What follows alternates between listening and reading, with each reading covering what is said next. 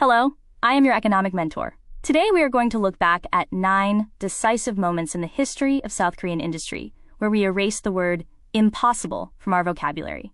We often call it the miracle on the Han River, but miracles do not simply fall from the sky. They are the result of desperate choices made by people who met the ridicule of others with pure audacity during a time when we had nothing. This 20-minute journey is not just about reminiscing about the past. It is about learning the living wisdom of how we should find our center of growth in today's highly volatile economic environment. Now, shall we step into the heated scenes of the Korean economy?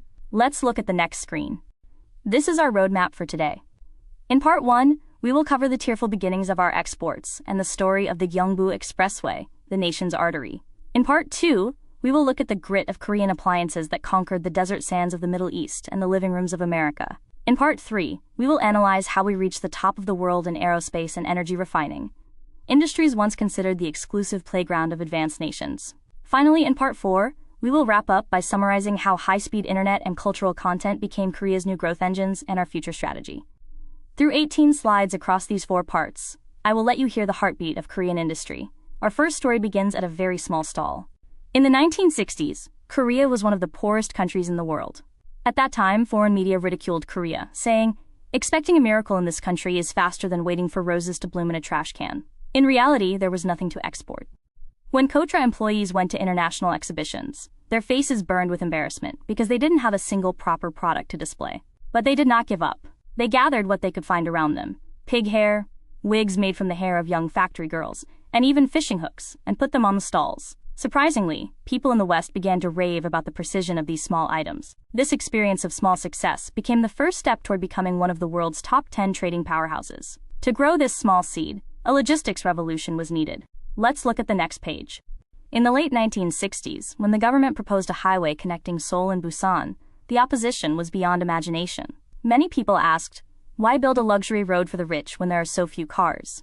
And even lay down in front of the construction sites. However, the decision made by looking into the future was firm. President Park Chung-hee and Chairman Chung Ju-young personally flew in a helicopter to draw the route across mountains and rivers. Lacking equipment, even military trucks were mobilized, and they set a record for the shortest period and lowest cost in the history of global highway construction.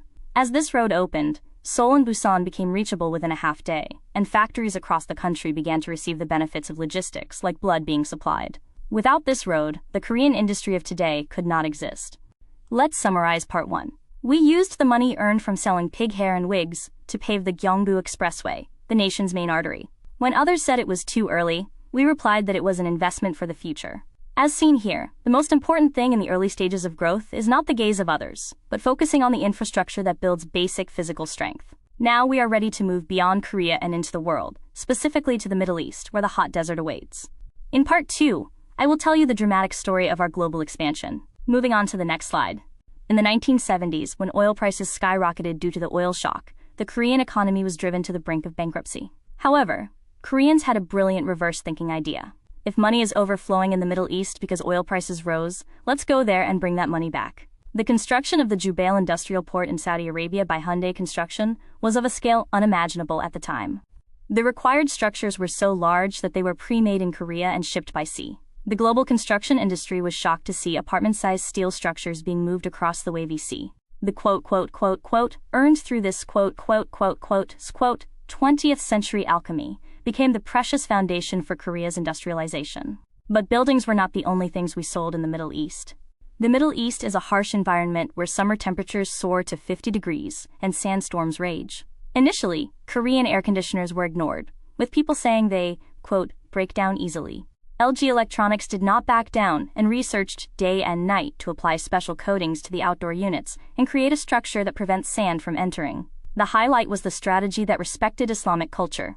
For them, whose life revolves around prayer, a compass was included in the remote control to indicate the direction of Mecca.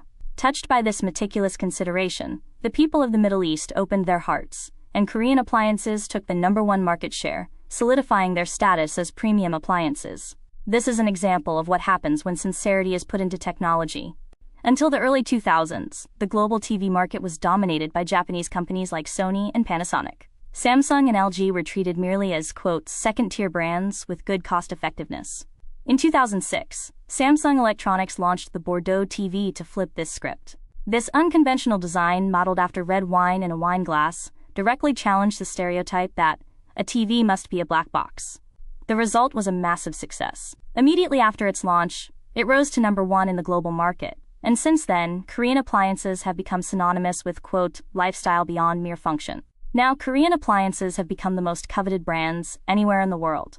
Shall we summarize part 2? We countered the national crisis of the oil shock with the Middle East construction boom, and used the harsh environment of sandstorms as an opportunity for technological innovation and localization. Furthermore, we rose to the top of the world through a design revolution. To succeed in the global market like this, it is not enough to simply make good products. You need the courage to understand the other person's culture and break stereotypes. Now, we move beyond success on the ground to the sky, energy, and the invisible realm of light. In part 3, we will continue the story of the intense technology war. In the late 1990s, when Korea said it would independently build a supersonic aircraft, the world's aerospace powerhouses sneered. Just stick to making cars, they said, and there was significant pressure from the US, which was reluctant to let technology leak. But KAI researchers did not give up. They searched the whole world to find a single part and reviewed every blueprint day and night. Finally, in 2002, the T-50 Golden Eagle flew into the skies of South Korea. Currently, we have become a defense powerhouse exporting the Fa-50 light fighter around the world. We overcame the massive wall of aerospace with pure grit. Everyone, Korea is a country where not a single drop of crude oil is produced. But did you know that petroleum products are always among Korea's top 5 export items? In the past, we were busy simply refining and using imported crude oil, but we shifted our perspective. If we don't have oil, let's at least have the world's best refining technology, we said. We built massive oil refineries and invested boldly in high-tech facilities. As a result, we created the miracle of energy processing trade, buying crude oil from the Middle East, processing it, and selling it back to the world at a high price. This is a perfect example of overcoming the limits of resources with technology. In the mid-1990s, Korea decided to be the first in the world to lay a, quote, high-speed internet network nationwide. While other countries were hesitating and asking, will it be profitable? We just went ahead and built the infrastructure. We utilized sewers and utility poles to lay optical fibers at the speed of light. Thanks to this, Korea's internet speed became dozens of times faster than that of the US or Europe at the time. Because this overwhelming infrastructure existed, the StarCraft craze occurred, and the world's first esports culture could be born. Invisible veins of light made South Korea a digital powerhouse. Let's summarize part 3. We succeeded in challenging the aerospace industry that others ridiculed, and we performed the magic of exporting oil in a country that doesn't produce a drop. We also established the fastest internet territory in the world. All of this would have been impossible without the obsession with technological independence. Technology is not just a means to make a product, it is the pride of a nation and the right to survive in the future. Now we intend to clothe this solid technology with, quote, culture. In the final part 4, we will cover the last puzzle of the Korean industry, content and future vision. In 1994, a report came out that shook Korean society. It stated that the profit from one movie, Jurassic Park, is equivalent to the export of 1.5 million Sonata cars. For Koreans who thought only making physical goods well mattered, this comparison was a massive shock. The government immediately established a culture industry bureau, and large corporations began jumping into the film and content industries. This realization of the power of content became the seed for the later foundations of a global cultural powerhouse like K-pop, K-dramas, and works like Parasite and Squid Game. It was the moment we realized how great intangible value can be. What have you felt while watching these 9 episodes so far? The history of Korean industry has always been a series of crises. But every time a crisis came, we did not back down. We moved forward more boldly. This is what I want to tell you as an economic mentor. The same goes for the economic uncertainty we face today. The waves will always try to overwhelm us. But if we don't forget the grit and the reverse thinking shown by our predecessors, these waves will instead become the power that takes us to a higher place. The center of growth is not in the external environment, but in your conviction. Remember the process of how we have constantly changed, from starting with wigs to making planes and exporting culture. To achieve sustainable growth, you must not remain stagnant. You must identify what your core strengths are and know how to flexibly adapt them to the trends of the times. Just as the delicate hand skills used to make wigs were carried over to semiconductors and bio, your current competencies must be redefined to meet the demands of the new era. An attitude that does not fear change is the only way to become a protagonist of future industry. As I wrap up the lecture, I will ask you a question. Where is your economic map pointing right now? Are you staying only within the success formulas of the past? The 9 moments we looked at today were all histories of redrawing maps with the belief that it, quote, can be done when everyone else said no. The same applies to your life, investments, and business. Discover opportunities that others cannot see and boldly take a step forward.